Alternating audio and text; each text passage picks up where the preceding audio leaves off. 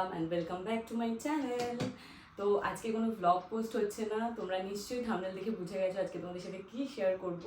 হ্যাঁ, আজকে আমি শেয়ার করছি জি বাংলার রান্নাঘরে যে আমি গিয়েছিলাম ওখান থেকে কী কী গিফট পেয়েছি তোমরা জানতে চেয়েছো, তো সেই ভিডিওটাই আজকে তোমাদের সাথে শেয়ার করব। আর এই জি বাংলার রান্নাঘরের এপিসোডটা কিন্তু এখনও টেলিকাস্ট হয়নি, যবে হবে আমি সেই দিনটা বা ডেটটা তোমাদেরকে আগে থেকে নিশ্চয়ই শেয়ার করে দেবো। তো সেই ভিডিওটাতে বা আমি লাইভ যখন আসি সবাই জিজ্ঞেস করেছো দিদি কী পেয়েছো সেটা শেয়ার করো, তো ভাবলাম তোমাদের সাথে একটা ভিডিও করেই শেয়ার করে দিই। তো চলো দেরি না করে ভিডিওটা শুরু করি। তো দেখে তো বুঝতেই পেরেছো কি পেয়েছি, এটা আমি পরে দেখাচ্ছি। সবার আগে আমি যেটা দেখাবো, এই যে পুরো ব্যাগ ধরে আমি নিয়ে বসে গেছি, আর এই ব্যাগের মধ্যেই কিন্তু ওরা সব ঢুকিয়ে দিয়েছিল যা যা পেয়েছি আমি। ফার্স্টে এটা দেখাই, কারণ এটাই হচ্ছে বেস্ট গিফট যে আমি গিয়েছিলাম। তো এটা হচ্ছে সেই মেমেন্টোটা, জি বাংলার রান্নাঘর লেখা। ফোকাস হচ্ছে কিনা বুঝতে পারছি না, যাই হোক। তো এটা হচ্ছে আমার ফার্স্ট গিফট, রাখি এখানে।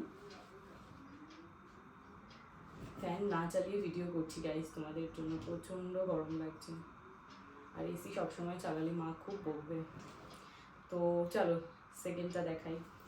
তো দিয়েছিল একটা সুন্দর শাড়ি, এই যে এই হচ্ছে সেই শাড়িটা। প্রথমে যখন দিয়েছিল আমার খুব একটা ভালো লাগেনি, তখন জাস্ট এক ঝলক দেখে। যখন বাড়িতে আসি মাকে দেখাই, মা বললো এই শাড়িটা খুবই সুন্দর, আর এটা বোধহয় ঘিচা বা এরকম টাইপের কিছু একটা বলেছিল। যাই হোক, এই হচ্ছে শাড়িটা, ভালো করে ব্লাউজ দিয়ে পেয়ার করে পরলে আশা করি খুব ভালো লাগবে। আর এই যে আঁচলের এখানে এইরকম জাস্ট এরকম এরকম করা রয়েছে, খুবই সুন্দর। ওরা র্যান্ডমলি দিচ্ছিল এক একজনকে এক এক কালার, বাট সবার শাড়ি সেম ছিল সেই দিনকে যাতে যাতে শ্যুট ছিল। তো এইটা শাড়িটা পেয়ে কিন্তু আমি এমনি খুব খুশি হয়েছি, কারণ আমি শাড়ি পরতে খুব ভালোবাসি।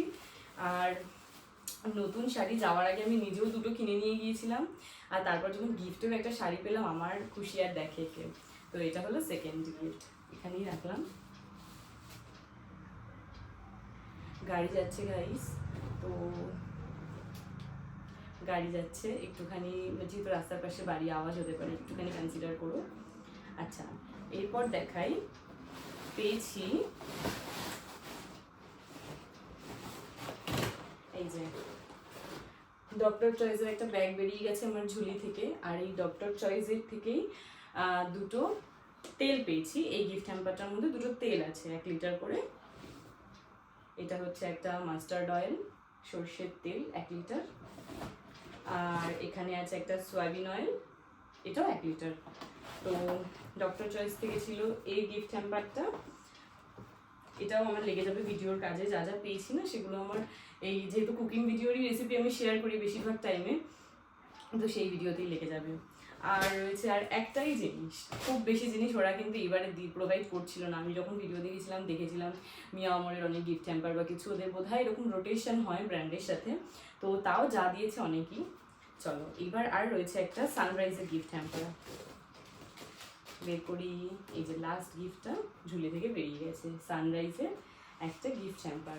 ঠিক আছে, এর মধ্যে কী কী আছে বলছি।